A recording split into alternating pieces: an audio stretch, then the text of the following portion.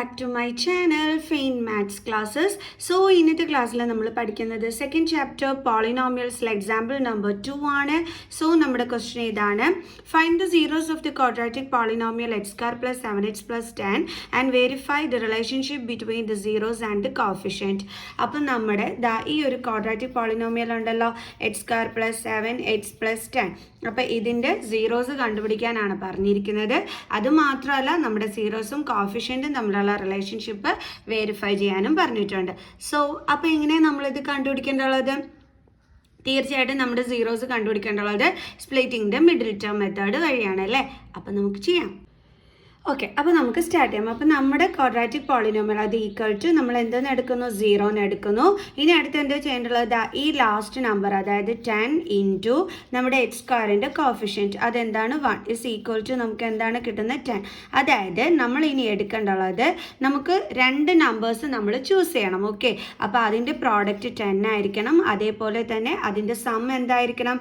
ഈ നടുക്ക് കിടക്കുന്ന +7 ആയിരിക്കണം. Okay, splitting the middle term method എന്ന് വെച്ച് കഴിഞ്ഞാൽ നമ്മൾ ഈ നടുക്ക് കിടക്കുന്ന ഈ ഒരു ടേമിനെ നമ്മൾ സ്പ്ലിറ്റ് ചെയ്യുകയാണ് ചെയ്യുന്നത്. ഓക്കെ, അപ്പം അതിന് വേണ്ടിയിട്ട് നമ്മൾ എന്താണ് ചെയ്യുന്നത്? ഈ 10ഉം നമ്മുടെ ഫസ്റ്റ് ടേമിൻ്റെ കോഫിഷ്യൻ്റ് ആയ എക്സ് സ്ക്വയറും കൂടി എക്സ് സ്ക്വയറിൻ്റെ കോഫിഷ്യൻ്റ് ഉണ്ടല്ലോ, അത് രണ്ടും കൂടി തമ്മിൽ നമ്മൾ എന്ത് ചെയ്യുന്നു? മൾട്ടിപ്ലൈ ചെയ്യുന്നു. ഓക്കെ, അപ്പം നമുക്ക് ഇനി നമ്മൾ എന്താ ചെയ്യേണ്ടതെന്ന് വെച്ചാൽ നമ്മൾ രണ്ട് നമ്പേഴ്സ് ചൂസ് ചെയ്യണം. ഓക്കെ, അപ്പോൾ അതിൻ്റെ പ്രോഡക്റ്റ് നമുക്ക് 10ഉം ആയിരിക്കണം. അതേ നമ്പേഴ്സ് തമ്മിൽ സം ചെയ്യുമ്പം നമുക്ക് നടുക്ക് കിടക്കുന്ന ഈ 7 കിട്ടുകയും ചെയ്യണം. ഏതൊക്കെയായിരിക്കും ആ രണ്ട് നമ്പേഴ്സ്? Very easy.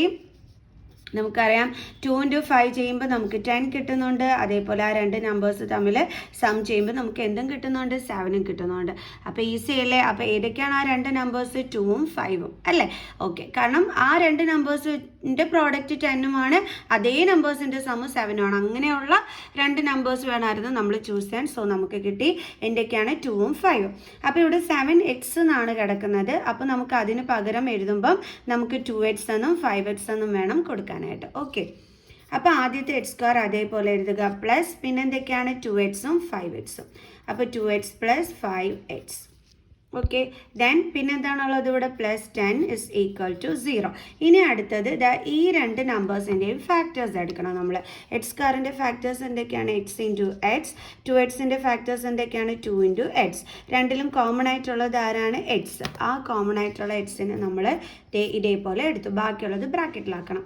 എക്സ് സ്ക്വയറിൽ ബാലൻസ് ഉള്ളത് എന്താണ്? ഒരു എക്സ്. ദെൻ പ്ലസ് 2xൽ ബാലൻസ് ഉള്ളത് എന്താണ്? 2. അപ്പോൾ നമ്മൾ അതിനെ ബ്രാക്കറ്റിനുള്ളിലാക്കി. ദെൻ പ്ലസ് ഇനി അതേപോലെ തന്നെ ഇതിൻ്റെ രണ്ടിൻ്റെയും ഫാക്ടേഴ്സ് എടുത്തേക്കണം. 5x എന്ന് പറയുമ്പോൾ 5 ഇൻറ്റു എക്സ്.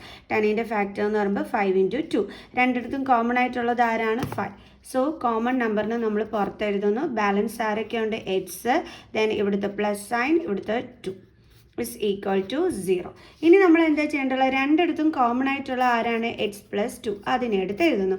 ഇനി ബ്രാക്കറ്റിൽ ഇല്ലാതെ കിടക്കുന്ന ആരൊക്കെയാണ്? എക്സും +5. അതിനെ പിടിച്ച് നമ്മൾ അടുത്ത ബ്രാക്കറ്റിലാക്കുന്നു. എന്നിട്ട് എന്തുണ്ട്? Is equal to 0.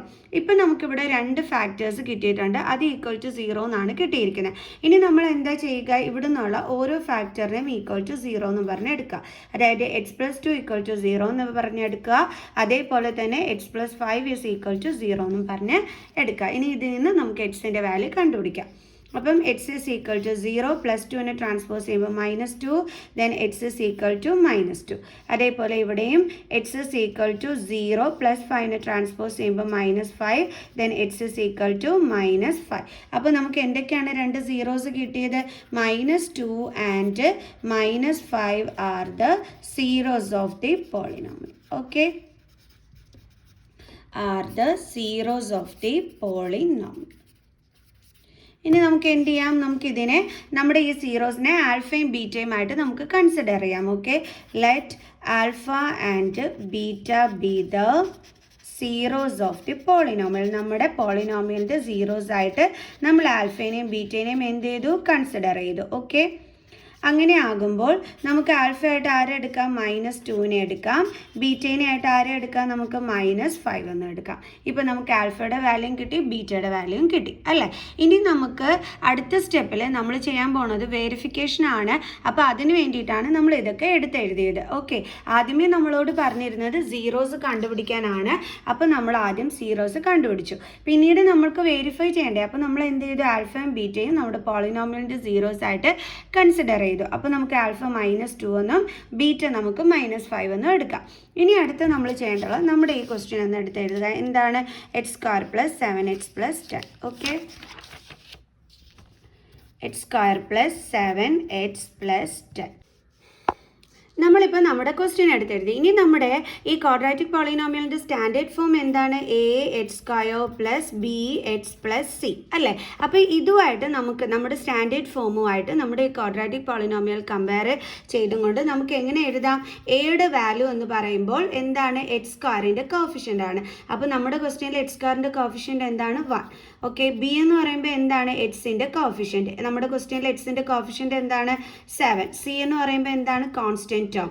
അപ്പോൾ നമ്മുടെ ക്വസ്റ്റ്യനിൽ എന്താണ് കിടക്കുന്നത്, കോൺസ്റ്റൻറ്റ് ടേമിൻ്റെ അവിടെ 10. സോ അപ്പോൾ നമ്മളിവിടെ അടുത്ത് എഴുതി. ഇനി നമുക്ക് എങ്ങനെ വെരിഫൈ ചെയ്യാം, നമ്മൾ എന്താ പഠിച്ചിട്ടുള്ളത്, നമ്മൾ ഇനി വെരിഫൈ ചെയ്യാൻ പോവുകയാണ്. ഓക്കെ, അപ്പോൾ നമ്മളത് എന്തുമായിരുന്നു പഠിച്ചിട്ടുണ്ടായിരുന്നത്, നമ്മളൊരു ഫോർമുല പഠിച്ചിട്ടുണ്ടായിരുന്നു. എന്തായിരുന്നു, sum of zeros is equal to -b/a. Okay, then is equal to, ഇനി നമ്മൾ എങ്ങനെ ചെയ്യേണ്ടത്, നമ്മുടെ സീറോസ് എന്ന് പറയുന്നത് എന്തൊക്കെയായിരുന്നു, ആൽഫയും അതേപോലെ തന്നെ ബീറ്റയും. അതായത് alpha + beta is equal to നമുക്ക് കിട്ടിയതാണ് എന്ത്, -b/a. ഇനി നമുക്ക് എന്ത് ചെയ്യാം, ഇവിടെ വാല്യൂസ് സബ്സ്റ്റിറ്റ്യൂട്ട് ചെയ്ത് കൊടുക്കാം. ഇങ്ങനെ എഴുതണമെന്നില്ല കേട്ടോ, നിങ്ങൾ sum of zeros is equal to എന്ന് പറഞ്ഞ് എഴുതിയാൽ മതി.